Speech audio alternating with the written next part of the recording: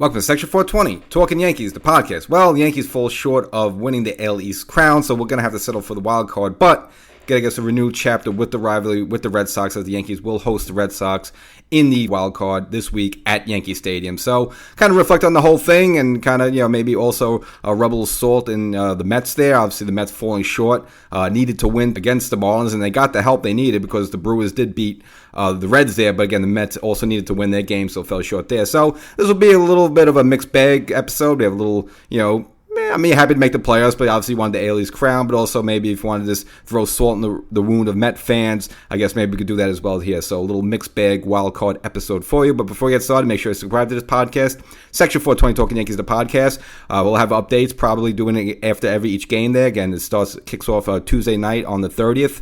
There's a three-game series, best of 2 or 3 there, but again, all 3 games at Yankee Stadium, 1, 2, 3 there. So we'll preview the whole thing. And there's also a YouTube version of the show, Section 420 Talkin Yankees. You want to subscribe there as well. So last episode, kind of mentioned that the Yankees had an opportunity to secure the AL East crown. I mean, they needed a little help from Tampa. You figure maybe Tampa could help the Yankees out a little bit, but it didn't happen. And as for the Yankees, they did everything they could. Obviously, they needed to win their final 2 games against Baltimore, which they did. But you needed Tampa to at least win one of those games up in Toronto, and they failed to do so. And especially the second game was pretty much over before you even noticed there. I thought Tampa had a good shot at least of taking one because both games, they at least had more of a competent starter going up against versus what Toronto was throwing out there. But nevertheless, the Toronto bats just came out alive just enough. So with both teams having the same record there, Toronto with the tiebreaker. And really, that's why you're kicking yourself in the pants. The Yankees lost so many games this season to the Toronto Blue Jays. So they had the tiebreaker there. Especially remember that when the Yankees really hit rock bottom when they had that 4-game sweep up in Toronto. That's the one where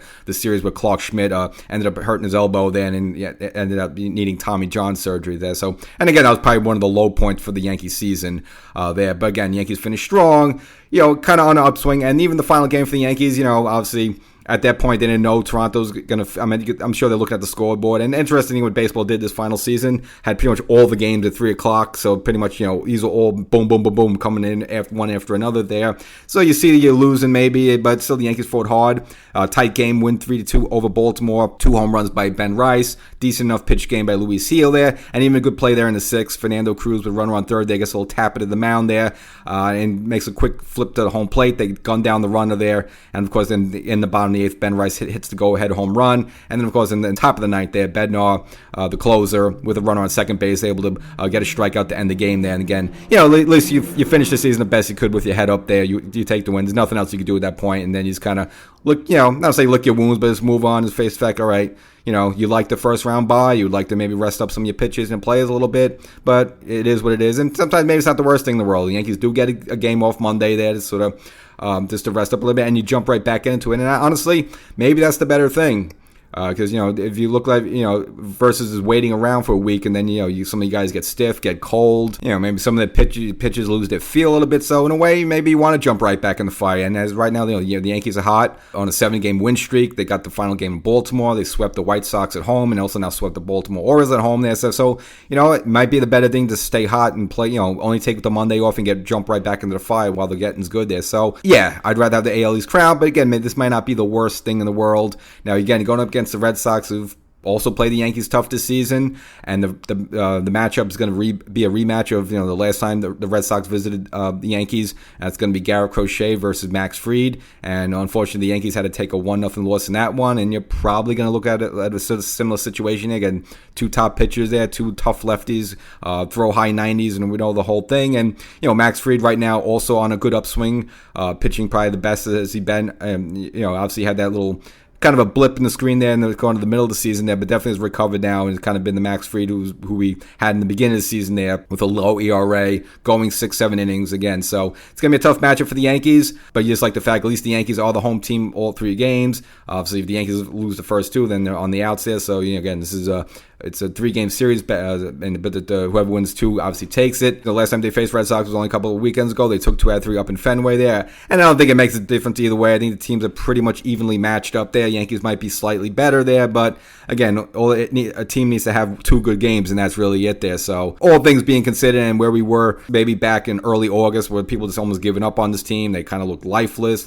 Even after the trade deadline, they bring all these guys in, especially these arms, and really not doing much there. And people are talking about, maybe this is it for Aaron Boone. We don't know. And Devin Williams was blowing games left and right there and costing the Yankees games. So all that being said, I think this is not a terrible situation where the Yankees land themselves in. Finalized the season, has some stats there. Ironically, Judge wins the American League batting title with a .331 batting average. Now, the reason I say it's ironic is because in previous seasons when he was up for the Triple Crown, he would get the home runs and the RBIs, but he would always lose to someone else with the batting average. Now, this time, he has the batting average, but he doesn't have the home runs and the RBIs, so go figure that.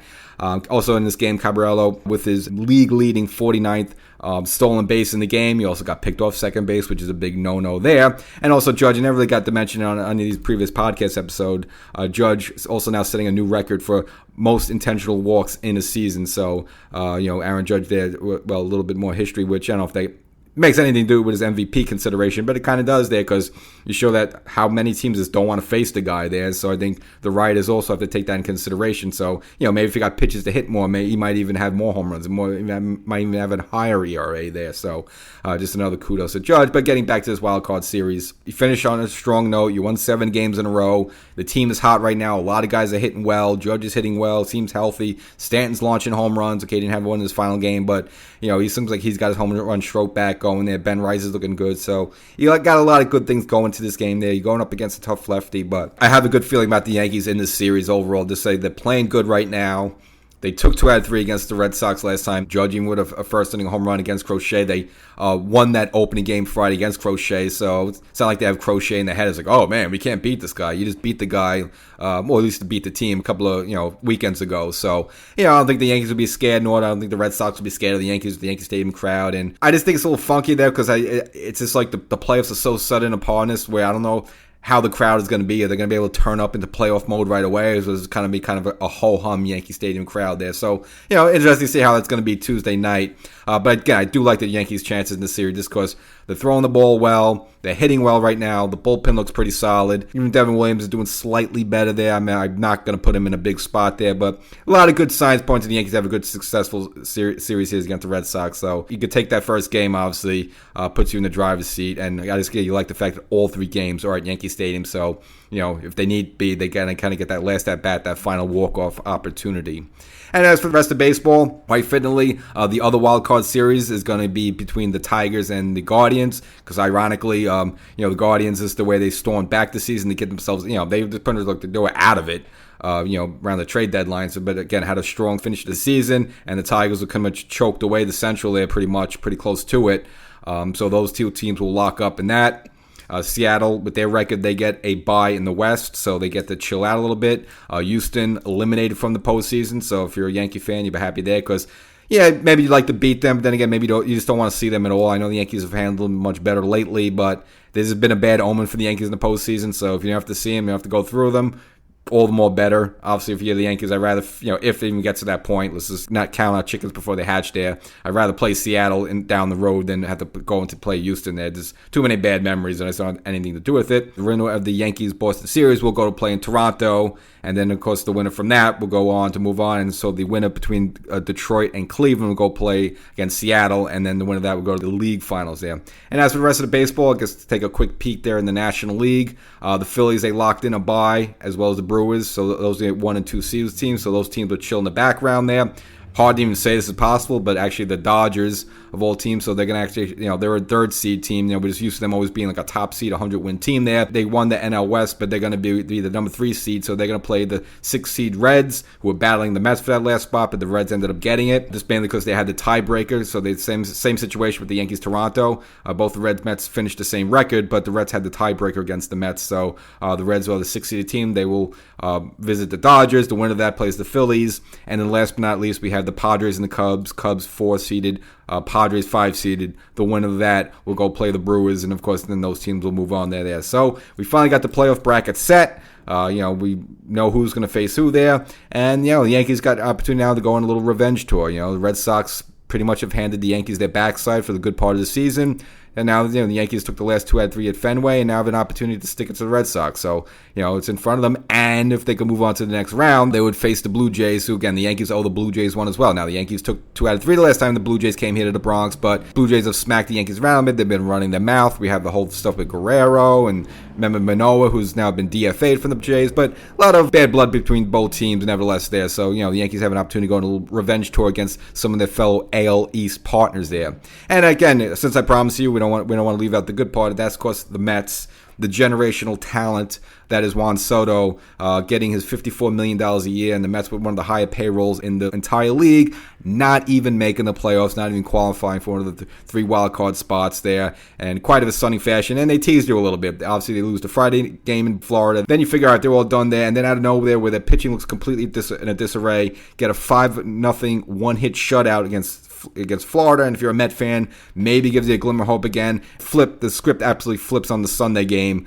The Mets come up with a goose egg, lose 4-0 against the Marlins. And again, how many times have we seen it against the Marlins? You look at the 07 Mets collapse, the 08 Mets collapse, and the final 3 games are always against the Marlins, and the Marlins always spoil the Mets' time there. So, so if you're a Yankee fan, you got to love the Marlins. Even the final game at Shea Stadium there, the Marlins ruined that whole deal, and then the Marlins ruined the Mets season yet again there in these final games in Florida there. So, the Mets now completely out, not in the postseason picture at all, where a good chunk early in the season, they got off kind of a so-so start there. I mean, Soto wasn't putting up the great numbers, but the team was winning there. Then they put a couple of streaks together, but really since the summer till now, their pitching completely collapsed. And again, the offense was kind of there, but 0 starting pitching. And then other than, maybe Diaz and another guy that had nothing in the back of the bullpen there. So the starters stunk. You couldn't go to the middle relievers because they all stunk there. And then so unless the Mets scored like 12 runs in the game, there was no way they were winning. They just lost too many there. And even somehow that team squeaked in there, I don't know how far they're going to go anyway. Obviously, they weren't close as good as they were last year. And then they add Juan Soto. You figure, wow, well, you held your own as best you could against the Dodgers. Again, the Dodgers pretty much steamrolled everybody a little bit. But you add Juan Soto to that whole mix. You figure maybe at least you could get into the World Series, or at least, get into the NLCS and give the Dodgers a little bit more of a run for their money there. But that doesn't even come to the Mets. Don't even make the playoffs at all there. So disastrous first season for Juan Soto and the Mets stand, the generational talent. And you look at the Yankees, you lose Juan Soto in the offseason. Okay, you go to plan B, which ended up getting you Max Fried, which ended up being gold because you didn't know you were going to lose Cole. You figure, all right, you'd have Cole and Fried as your 1 and 2. Then you find out you lose Garrett Cole to Tommy John. So now you don't have Juan Soto, you don't have Garrett Cole, and then also you're finding out that, Giancarlo Stanton can't even swing a bat because both of his elbows seem like they're shot. Now you might not even have Stanton for the season, and pretty much as low as you could get there. But, to the Yankees' credit, they held down the fort. Fried became the new ace there, and we found some new guys, such as someone like a Cam Schlittler came in there. Will Warren for, as for good for the worst day, at least, made all his starts the whole season. He stayed healthy. And Clark Schmidt, until he went down, had the elbow issue there. Obviously, he kind of held down the fort. They at least kept the starting rotation alive there. And even the Yankees with their problems with Devin Williams seemed like not working out. And Luke Weaver is not as good as he was the year before there. They kind of just, pieced that all together. And as that was going on, giving, Stanton his injections in the elbow and kind of finally get him into rehab and get him into place there and the whole deal. And before you knew it, Stanton was up here, and the Yankees just make some tweaks to the roster. Cutting bait with DJ LeMahieu, cutting bait with Marcus Stroman, revamped the team. And again, even though it was still a rough bit of a summer there, Cashman kind of went all in on the trade deadline. He brought in Bednar, brought in obviously McMahon, brought in Rosario for third base, brought in Duvall for the bullpen, and Cabrera as well as kind of a utility guy there, a speedster off the bag. And even though it took a while, the Yankees finally got hot, and then around September they've kind of put it together, and here they are. So through all the ups and downs of the season with the Yankees, it all worked out for them. Didn't work out for the Mets, and I don't know, what is it like? I think it's like $700 million for Soto, whatever the hell it is. I mean, you got the guy for another 14 seasons, so maybe 2026 we'll see what happens with them. But obviously, if you're a Yankee fan, you're happy about the whole thing. Of course, they're just Soto going off, and then the whole thing that he's like, well, the Mets have a better future in front of them. Okay, fine, they have a better future in front of them. They don't even make the playoffs in your first year there, so that doesn't really seem like a great future there. And of course, all the stuff came afterwards, seemingly, wanting the luxury boxes and wanting the, seats for his family and security for his family. Then we hear some rumors later on that he actually wanted to go back to the Yankees, but it was kind of his family and the people around him pushing him to take the bigger, more money from, Stevie Cohen there. So, I'm sure, and look, you look at the stats, he had a good season for them. He had more home runs than he did last year. He had a bunch of, well over 100 RBIs. The batting average is kind of low, but you figure that would be the case, when you're not hitting near Aaron Judge there, he's going to take a hit there. But he kind of had a weird season because a lot of his home runs were solo shots and not really in big moments there. So, stats-wise, he said, he had a good season there. But obviously, this was supposed to be his team and stuff like that and, kind of be that piece to put the Mets over there, and they actually took a huge step back compared to last season there. But really with them, it was their starting pitch. He just completely fell off the map. And Senga, basically, he lost it. They had to move him down to the minors. Peterson, who got up to a great start of the season, he was completely shot. I don't know what happened to him.